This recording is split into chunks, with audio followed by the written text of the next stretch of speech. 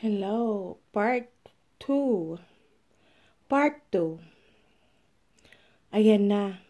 Mag-uumpisa na ako sa lahat ng kwento ko. Kwento, kwento, kwento.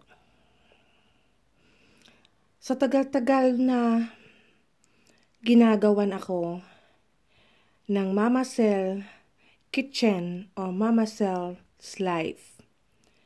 Sa ginagawa niya sa akin, siguro ang tinatawag niyan, barang, kulam, hindi ko alam.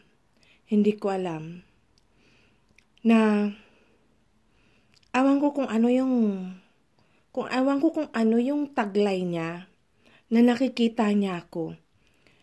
Na siya ang dahilan lahat ng pasakit sa buhay ko. Akala ko, wala lang talaga akong swerte sa mga relationship ko. Hindi pala. Siya ang dahilan kung bakit na parang nawawala sa akin pag-ibig ko, ang pagmamahal ng lalaki. Paano kasi? Yung tatlong panulay niya or satanas niya or evil niya, the spirit of Jezebel, tatlo. Ang akala ko kasi noon isa. Tapos nalaman ko dalawa. Tapos ngayon tatlo. Ay inuutusan niya pumasok sa katawan nung lalaki. Tapos papalit-palit. Papasok doon sa katawan nung sino man yung Poncio Pilatong babae. Para lang magsama silang lumalabas. At ako, hindi naman ako nagagalit eh. Sino ba naman ako? Wala akong karapatang magalit. Tinatanong ko lang naman, sinisita. Tataka ako kung bakit nagagalit yung lalaki sa akin. Binabantayan ko daw, inaano ko daw, sinusundan ko daw. Diyos ko Mio, paano naman di sasabihin sa akin ng lalaki na yon? Paano naman? Kasi yung ibang spirit of Jezebel niya, inuutusan niyang magbabantay sa akin.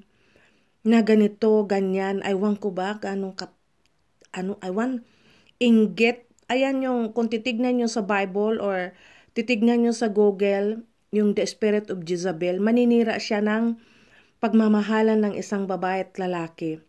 Inggitira kasi siya.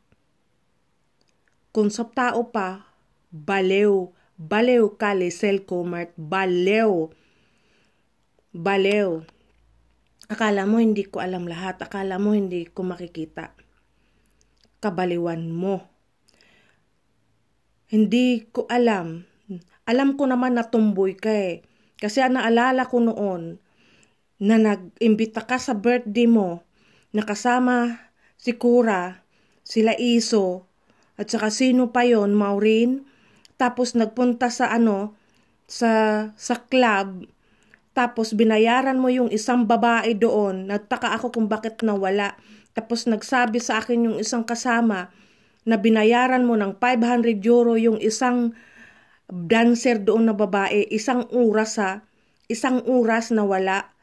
Kaya nalaman kong tumboy ka. Kaya lang, none of my business naman eh. Kung tumboy ka. Kung gusto mo ng babae tapos may asawa ka at may 2 anak ka. Kasi buhay mo yan, hindi ko buhay yan. Kaya isang oras kayo doon, alam mo paglabas nyo, tinatawanan ka pa ng babae kasi para ka daw tanga, napahipo-hipo pa, halik-halik sa labi niya, sa suso niya. Ay sus Maria, kadiri kang babae ka. Pati ako dinamay mo pa ako sa kababoyan mo. Pati yung ibang mga vlogger, sinasabi mo sa akin ng mga tomboy. Ang alam ko naman, ikaw yung tomboy. Kaya lang, yan nga, ayaw ko nga makialam, di ba? Ayaw kong makialam. Kaya lang, total nandito na rin naman tayo. Sa sobrang sama mo, sa trabaho, tagal-tagal mo na akong nilalagyan ng insekto. Ulo ko, katawan ko, binti ko, ari ko, tiyan ko, lahat. Pati yung sinabi ko sa'yo na may lumabas sa akin na bulate. Ay, sos, nagtaka ka. Bakit lumabas yon? Nagtaka ngayon, bumalik sa'yo yung kaya lumalaki ang katawan mo.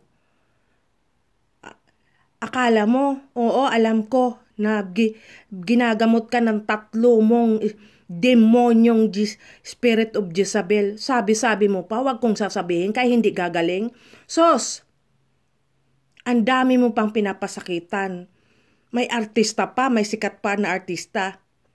Ang dami mo, lahat sa trabaho, inanuhan mo, nilagyan mo ng sakit. Akala mo hindi ko makikita. Tao ka lang na demonyo kang baliw ka. Baliw ka, baliw. Ngayon, tataka ako kung bakit hindi ka kumakain ng gulay. Kasi nga yung demonyo mong mga spirit of Jezebel, hindi kumakain ng gulay. Tapos pag nagluluto ako dito ng 1 kilong alimasag, halos ikaw lang nakakaubos. Kasi nga, mga patig-patig gutom niyang mga kasama mong baliw na mga spirit of Jezebel. Ngayon, pati yan masusunog ng kasama mo. Padunit-dunit ka sa mga vlogger na gusto mong sumikat, na gusto mo ikakampe. Tapos yung pala, binibigyan mo rin naman ng mga sakit. Tapos pag umayaw sa'yo, akala mo nakakaya mo sila. Hindi. Kasi